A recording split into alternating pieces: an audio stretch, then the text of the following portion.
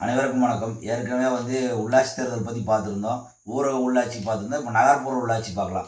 பேரூராட்சி, down panchayat, municipality, நகராட்சி, municipal கார்பரேஷன்னா மாநகராட்சி.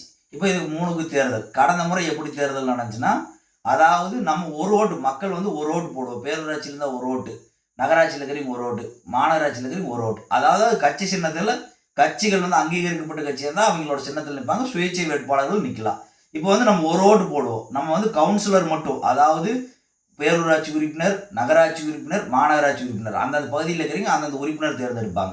இந்த உறுப்பினர்கள்லாம் சேர்ந்து மறைமுக தேர்தல் மூலமா பேரூராட்சி தலைவரையும், நகராட்சி தலைவரையும், மாநகராட்சி தலைவரையும் அந்தந்த பகுதியில் இருக்கிற தகுந்த மாதிரி தேர்ந்தெடுப்பாங்க. அதே மாதிரி துணைத் தலைவர் தேர்ந்தெடுப்பாங்க. இது கடந்த முறை பண்ணது. ஆனால் அதுக்கு முன்னத்து முறையில் என்ன பண்ணுவாங்கன்னா 2 ஓட்டு போடுவோம்.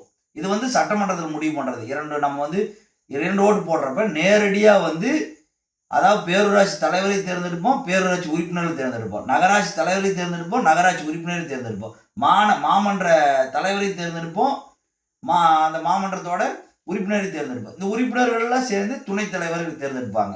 அந்த மாதிரி ஒரு மெத்தட் இருந்துச்சு. இதுக்கு சட்டமன்றத்தில் மாற்றி மாற்றி இது பண்ணுவாங்க. போன தாட்டி இது மாதிரி முடிவு பண்ணாங்க, இந்த தாட்டி மாற்றி விஜய் முடிவு பண்ணுவார் அப்படின்னு சொல்கிறாங்க. இதில் என்ன பெனிஃபிட்னா, அதாவது உறுப்பினர்கள்லாம் சேர்ந்து தலைவரை தேர்ந்தெடுக்கும் போது தலைவர் தனிச்சட்டு செயல்பட முடியாது.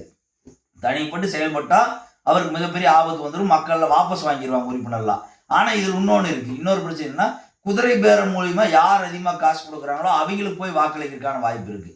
இதில் அரசியல் கட்சிகளுக்கு என்ன பலம்னா, தன்னோட கட்சி மீறி ஒரு தலைவர் செயல்படுறாருன்னா இந்த உறுப்பினர்லாம் வாபஸ் வாங்கிட்டாங்கன்னா அப்போ அவங்களோட பதவி இழந்துருவாங்க அந்த தலைவர். ஆனால் டைரெக்டாக தேர்ந்தெடுக்கும் போது இப்போ திமுக அந்த மாமன்ற உறுப்பினர், மாநகராட்சி தலைவர், நகராட்சி தலைவர், பேரூராட்சி தலைவர் தேர்ந்தெடுத்துக்கிறாங்கன்னா டைரெக்டாக தேர்ந்தெடுக்கும் போது அதோட விளைவு என்னன்னா, அவங்க திடீர்னு கட்சி மாறிட்டாங்கன்னா அவங்க பதவி இழக்க மாட்டாங்க. அப்போ அந்த கட்சிக்கு ஒரு நெருடலாயிரும். அதனால இதை மாற்றி மாற்றி அரசுகள் மாறும்போது ஒவ்வொரு முடிவு பண்ணிக்கிறாங்க. உறுப்பினர் மட்டும் தேர்ந்தெடுக்கிறதா, இல்லை உறுப்பினர் கூட தலைவரை தேர்ந்தெடுக்கிறதா, இந்த மாதிரி அந்த கட்சிகளுக்கு தகுந்த மாதிரி ஒரு முடிவு பண்ணிக்கிறாங்க. எந்த கட்சி ஆட்சியில் இருக்கோ அதுக்கு தகுந்த மாதிரி முடிவு பண்ணிக்கிறாங்க. இதுதான் நகராட்சி, பேரூராட்சி, மாநகராட்சியோட தேர்தலோட முறை. விரைவில் தேர்தல் வரும். களம் காண அனைவரும் தயாராக இருங்கள். நன்றி, வணக்கம்.